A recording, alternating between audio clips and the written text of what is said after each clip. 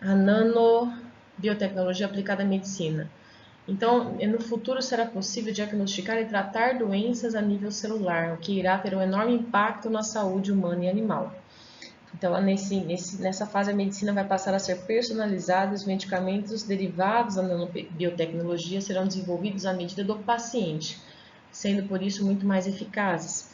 Grande parte das doenças que hoje são consideradas incuráveis, como a síndrome da imunodeficiência adquirida, o Alzheimer ou estados mais avançados do cancro, poderão ser facilmente ultrapassadas com base no desenvolvimento de nanomateriais personalizados.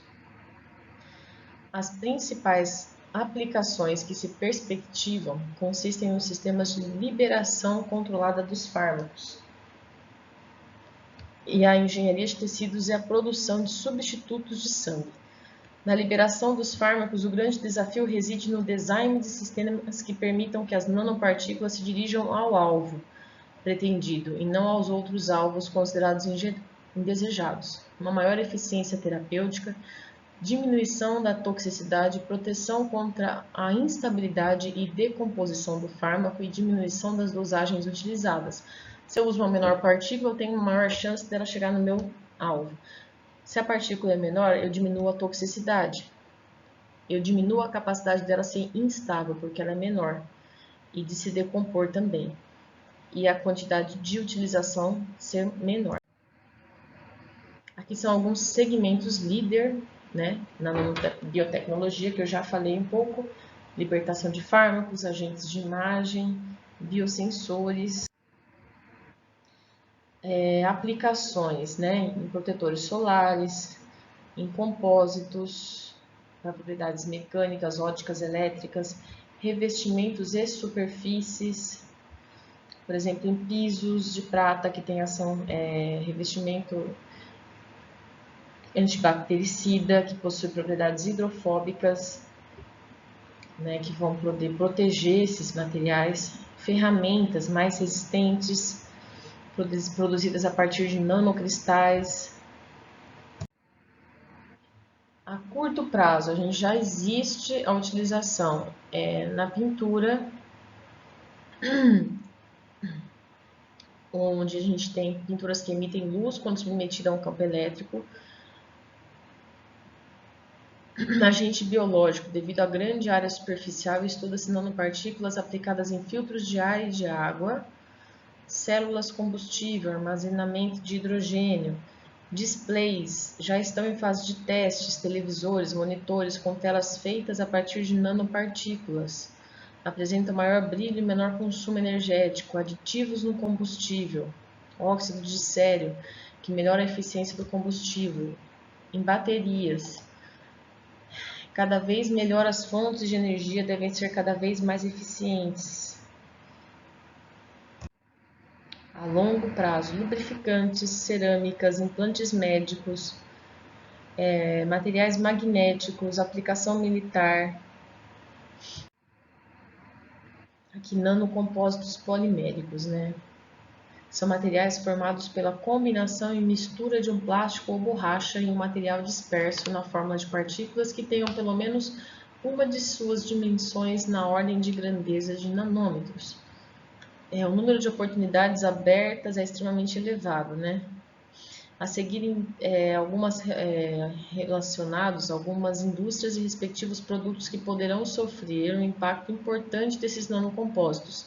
Indústrias de embalagens, produzindo frascos para leite longa-vidas, bebidas carbonatadas, indústria de adesivos, novos adesivos para aplicações industriais e domésticas, especialmente na indústria de materiais de transporte, de tintas e vernizes, películas desenvolvidas para se obter maior resistência a intempéries, especialmente à oxidação e à abrasão. Indústria de papel e celulose, papéis especiais com textura, aspecto diversificado, com grande resistência à água e outros líquidos comuns. Indústria automobilística, indústria de construção civil. Mas eu vou passar um pouco mais rápido para a gente chegar aqui na parte do câncer, que é um artigo que eu peguei, que fala que um dos objetivos básicos é entregar o fármaco de forma específica e eficiente ao local da doença. Em geral, pode ser conseguido por diferentes vias de administração, como a oral, nasal, transdérmica, endovenosa, entre outros. Em muitos casos, entretanto, a eficácia da droga pode ser melhorada e os efeitos colaterais reduzidos, encapsulando-o ou associando a algum tipo de nanopartícula. Aqui eu tenho uma figura de nanocarreadores no tratamento de câncer.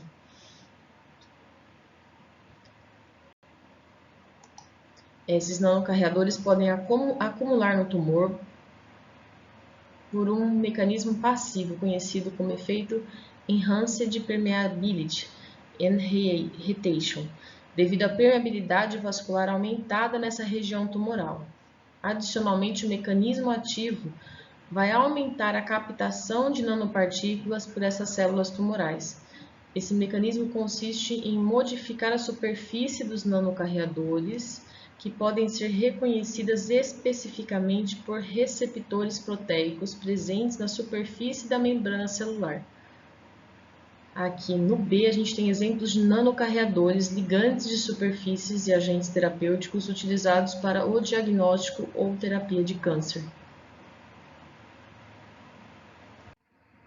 Uma possível estratégia seria melhorar a eficácia terapêutica dos quimioterápicos e diminuir seus efeitos adversos, através da utilização de sistemas coloidais de nanoparticulados. Uma vez que esses fármacos encontram-se encapsulados dentro de nanopartículas, eles não vão ser capazes de atravessar a parede dos vasos de regiões sadias, ao contrário do que acontece em regiões inflamadas, ou aquelas onde estão os tumores, nas quais as células estão menos unidas que aquelas de regiões sadias, resultando no acúmulo de nanopartículas no tecido tumoral.